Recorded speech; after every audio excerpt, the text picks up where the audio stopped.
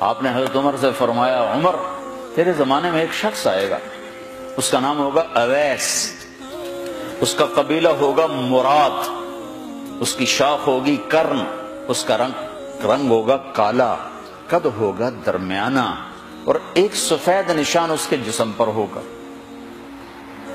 جب وہ آئے تو تم اس سے دعا کرانا، علی تو بھی کرانا، عمر تو بھی کرانا، اور میں قسم کھا کے کہتا ہوں کہ اویس جیسوں سے دنیا بھر جائے تو عمر و علی کے ایک بدن کے بال کے برابر نہیں، لیکن اس کے ذریعے سے ایک پیغام آگے پہنچانا تھا۔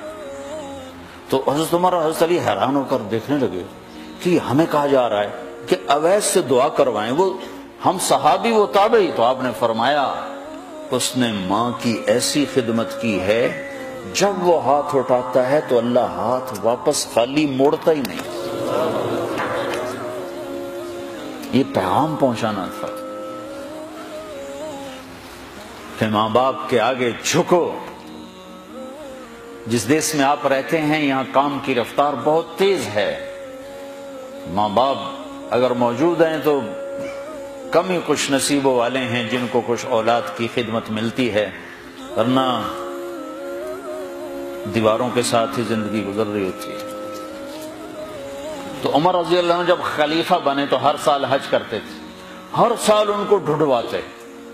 اب مجھے یہ نہیں پتا درمیان کے کوئی سال ہوں گے کہ ایک سال آپ نے حج پر سارے حاجی اکٹھے کر لیے، ایسے اپنے سامنے کا کھڑے ہو جاؤ بھائی، سب کھڑے کر لیے، کہنے لگے بیٹھ جاؤ سارے یمن والے کھڑے رہو، تو سارے بیٹھ گئے، یمنی کھڑے رہے، کہ سارے یمن والے بیٹھ جاؤ، قبیلہ مراد والے کھڑے رہو، تو سارے یمنی بیٹھ گئے، مراد والے کھڑے رہے۔ اس سال میں یمن گیا جماعت میں تو اویس کرنی کے گاؤں گیا، ان کی جگہ پیدا ہوئے، جو ان کا قبیلے کے لوگوں سے ملا، اس علاقے سے گزرا، دیکھا کہ اچھا یہاں وہ ہستی پیدا ہوئی تھی۔ خشک پہاڑ ہیں، بالکل خشک پہاڑ۔ پھر آپ نے کہا مراد والے بیٹھ جاؤ، قرن والے کھڑے رہو، تو صرف ایک آدمی باقی بچا۔ تو آپ نے اس سے پوچھا تم قرنی ہو؟ کہ جی ہاں۔ اویس کو جانتے ہو؟ کہ جانتا ہوں، میرا سگا بھتیجا ہے، میرے بھائی کا بیٹا، لیکن وہ تو تھوڑا پاگل سا ہے، آپ اس کا کیوں پوچھ رہے ہیں؟ تو عمر رضی اللہ تعالیٰ عنہ رونے لگے، کہا وہ نہیں، تو پاگل نظر آتا ہے۔ پھر آپ نے پوچھا کدھر ہے؟ آیا ہوا ہے حج میں ہے؟ کہ جی ہے۔ کدھر ہے؟ کہ جو اونٹ چرانے نکلا تھا عرفات کی طرف۔ تو حضرت عمر نے حضرت علی کو ساتھ لیا اور دوڑ لگائی اور پہنچے عرفات کی طرف، تو دیکھا تو ایک آدمی ایک کیکر کے درخت کے نیچے نفل پڑ رہا اور اونٹ اس کے چاروں طرف چل رہے ہیں۔ تو یہ دونوں حضرات بیٹھ گئے، تو انہوں نے اویس نے محسوس کیا کچھ آ گئے لوگ، تو انہوں نے نماز مختصر کر دی، سلام پھیرا۔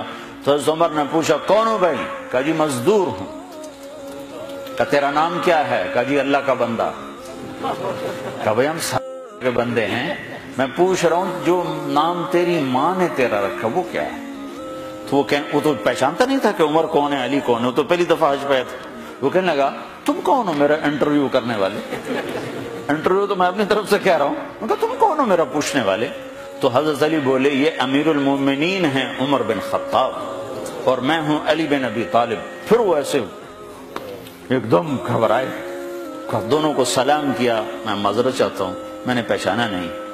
تو عمر رضی اللہ عنہ نے فرمایا ہاتھ اٹھا، ہاتھ اٹھا۔ برمنگھم والوں کو پیغام پہنچے کہ ماں کی خدمت کیسے کی جاتی، کہ عمر جیسا ہاتھ اٹھوا رہا ہے، علی جیسا، علی جیسا۔